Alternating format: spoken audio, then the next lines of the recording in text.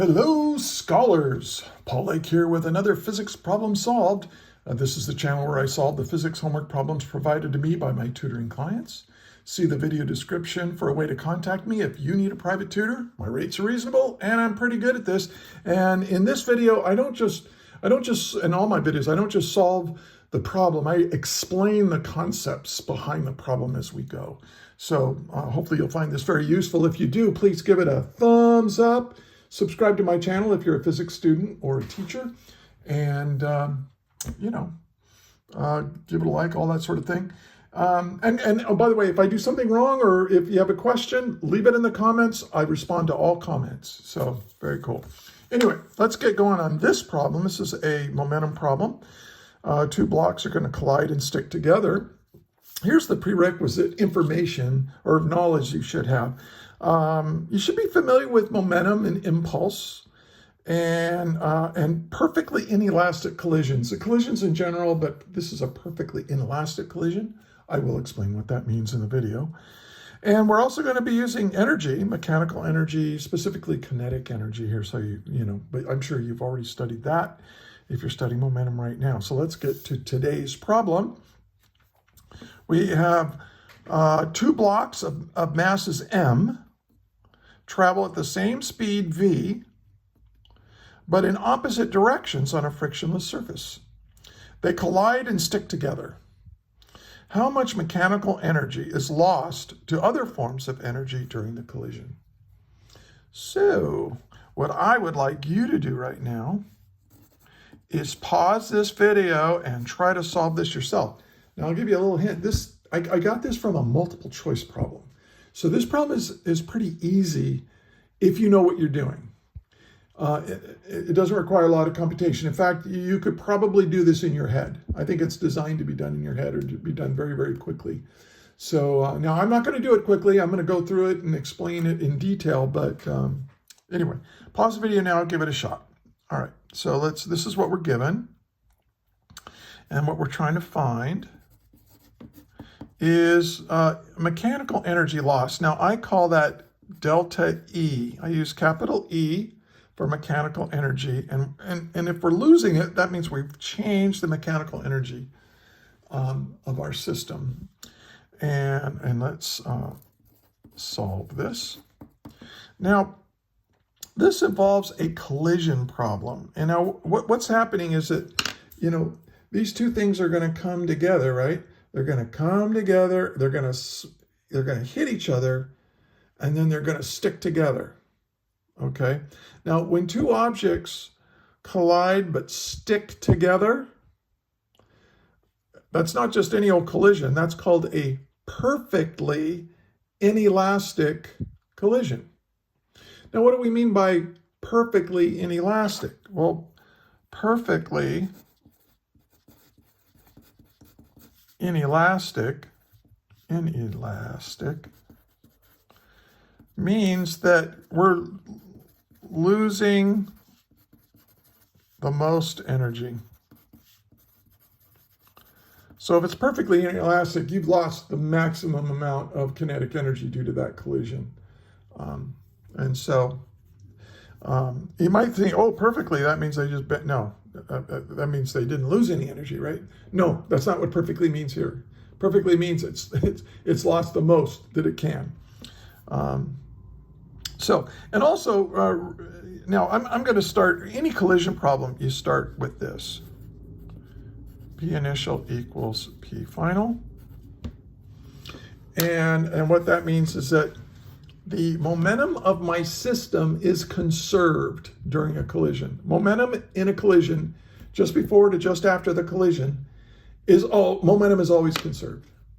Okay, and here's why that is. I'm assuming if you're doing this problem, you're probably pretty darn new to this concept of conservation of momentum. So let this fist be one of the mass and this fist the other one. Now they're going to come together and they're going to go bam like this, and then they're going to stick together after, Now what did my fingers represented the forces that they apply to each other. So notice that Newton's third law requires that they apply equal and opposite forces to each other. Equal forces, but opposite. And the bam part of it, that's time, right? Force times time. They're applying equal and opposite forces for the same amount of time. And force times time is impulse. And hopefully you know that the impulse you apply on an object is equal to that object's change in momentum. So the change in momentum of the first object is equal to the change in momentum of the other object, but in the opposite direction. So this block gets its momentum changed, and this block gets its momentum changed. But those changes in momentum are equal in magnitude, but opposite in direction. And since momentum is a vector, if you add two things in the opposite direction, you get 0. Now, what that means, if this is my system, these two objects together here are my system, that means that the momentum we had to begin with is equal to the momentum we have to end at the end. So let's go through this. Let me blow this back up. So what is the initial momentum? Well, this has momentum, object 1.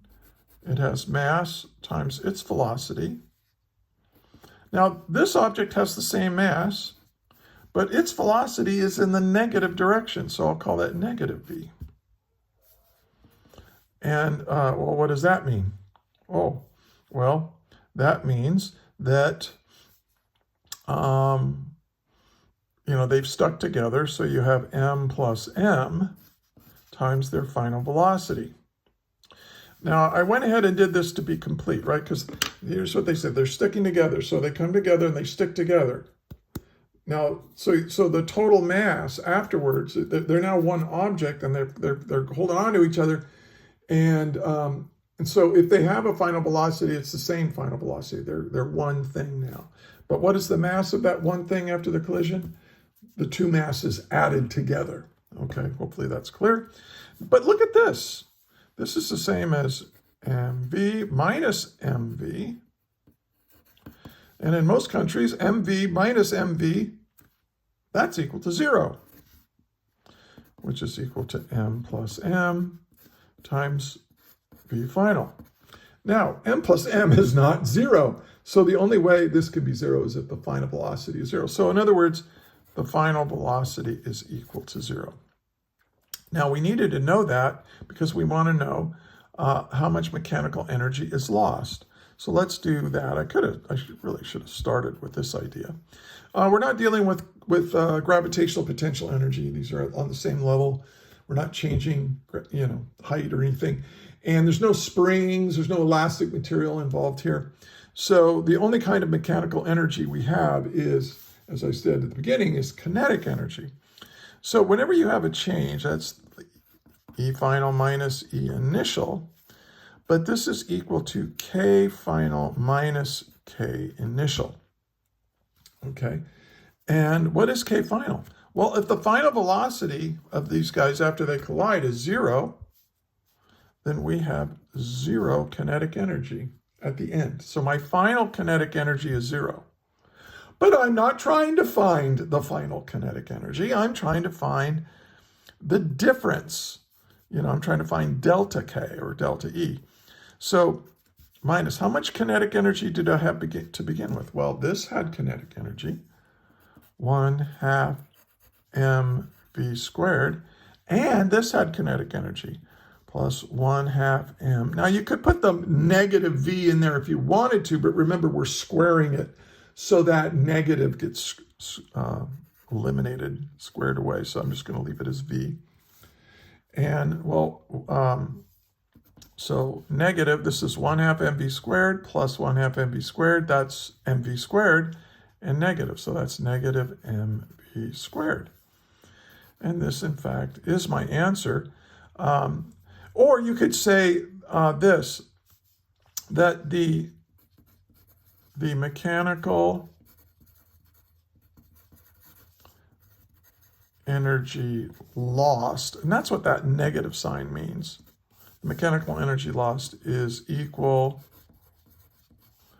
to mv squared. Okay. Now, that completes this. Hey, was this helpful?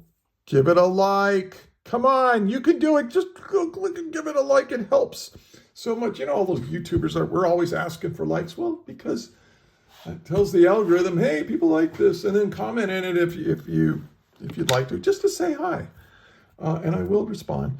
So anyway, mechanical is equal to mv squared, and there's your answer. And notice that this is really pretty easy problem. You could probably do this yourself. If you look at it, go, okay, this has this momentum plus this momentum adds up to 0 momentum. I think that's pretty clear. And they're going to collide and stick together. So that means that the final momentum has to be 0. So the final velocity has to be 0, which means the final kinetic energy is 0, minus the initial kinetic energy, which is just 1 half mv squared plus 1 half mv squared. And that gives me mv squared as my final answer. So this is a problem that you can probably do in your head if it was a multiple choice question. And this actually was a multiple choice question. All right. Well, again, hope this was helpful. Please, again, give it a like, subscribe to the channel, and I'll see you in the next one. And until then, may the net force be with you always. That is all.